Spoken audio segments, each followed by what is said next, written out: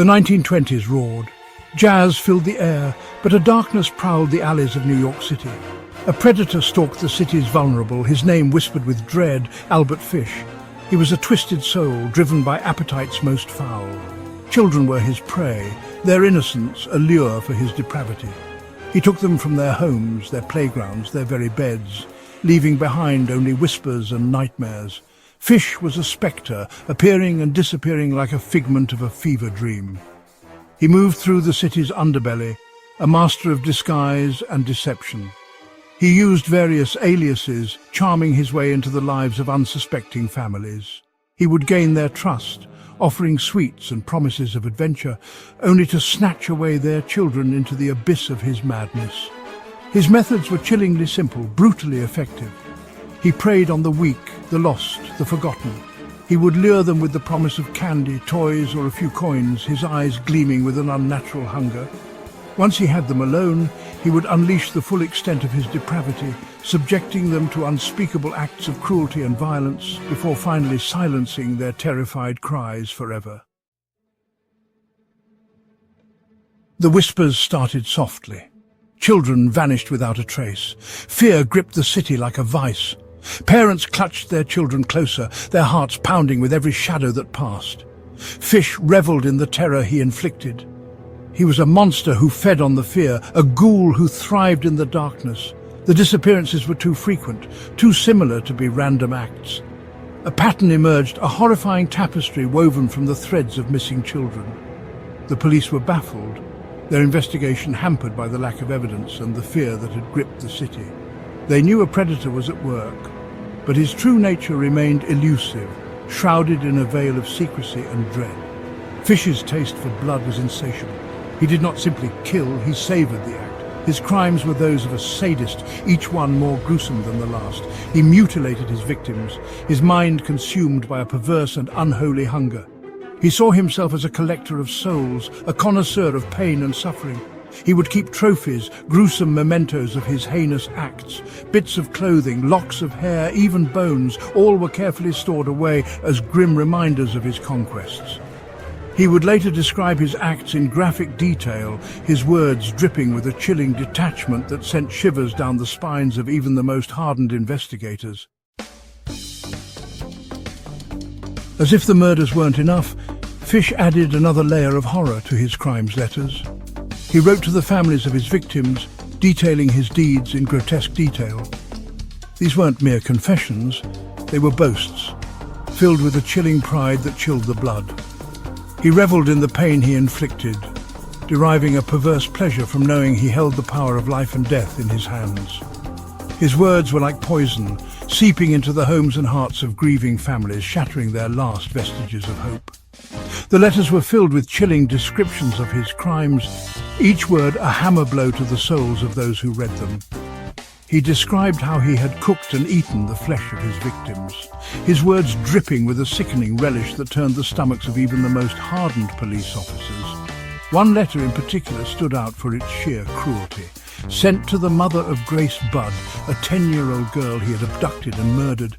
It detailed her final moments in excruciating detail. He described how he had tricked her, lured her away with promises of toys and candy. He wrote of how he had strangled her, savoring the feeling of her life slipping away beneath his hands. And then, most horrifying of all, he described how he had cooked and eaten her flesh, relishing the taste of her innocence. The letter to Grace Budd's mother was a masterpiece of depravity. In it, Fish described how he had prepared and consumed Grace's flesh.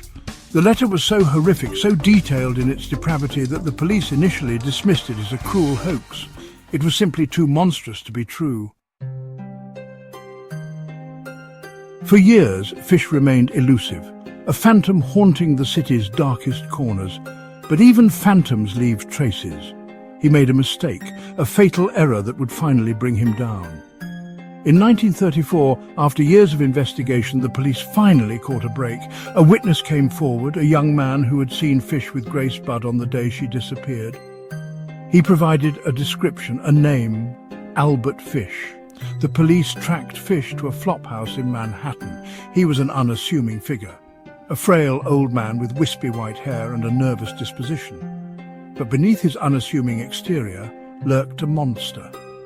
When they apprehended him, they found a horrifying collection of trophies, knives, needles, and other instruments of torture. The evidence was overwhelming. Fish didn't deny the charges. He confessed to everything, his voice devoid of remorse. He described his crimes in graphic detail, his words punctuated by a chilling matter-of-factness.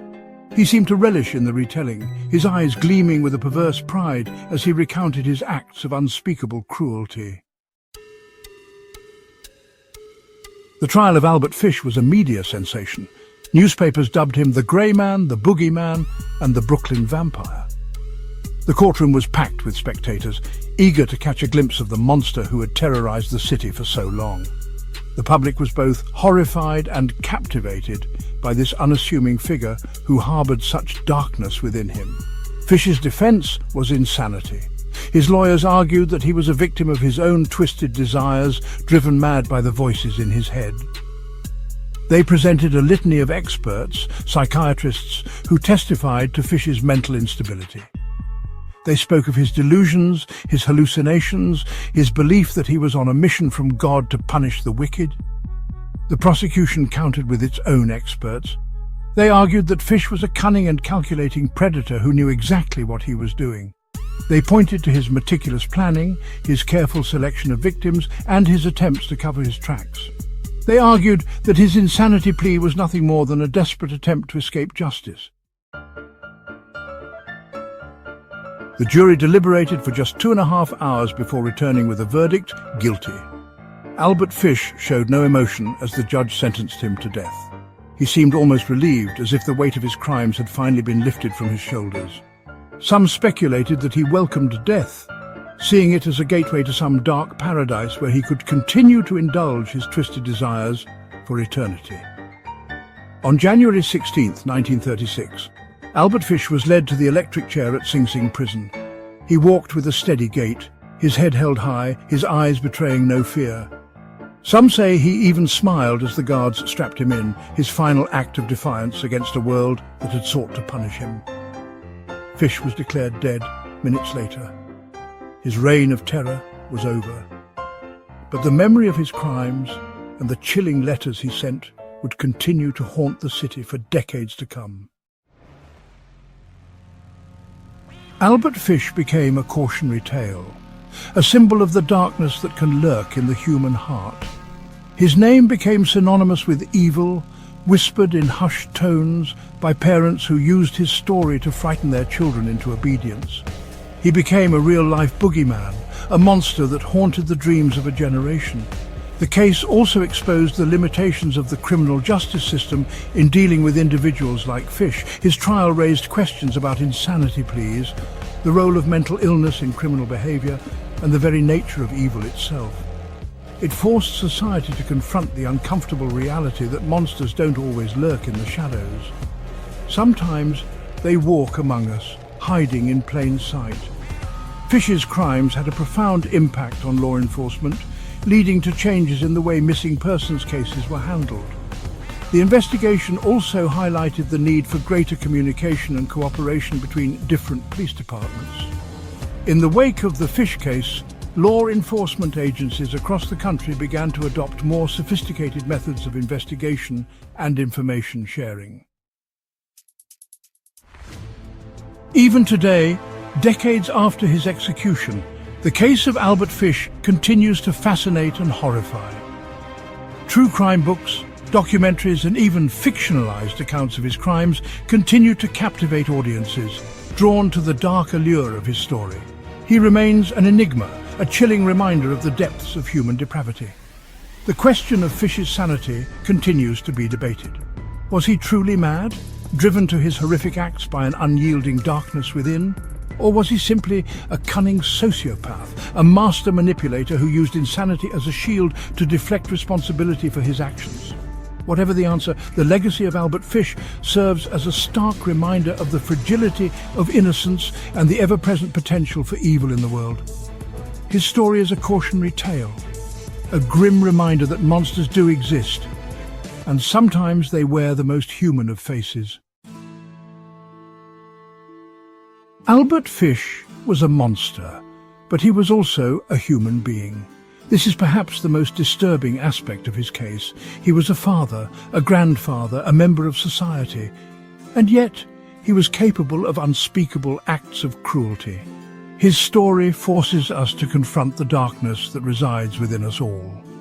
It reminds us that the line between good and evil is often blurred, and that even the most ordinary-looking individual can harbour monstrous secrets.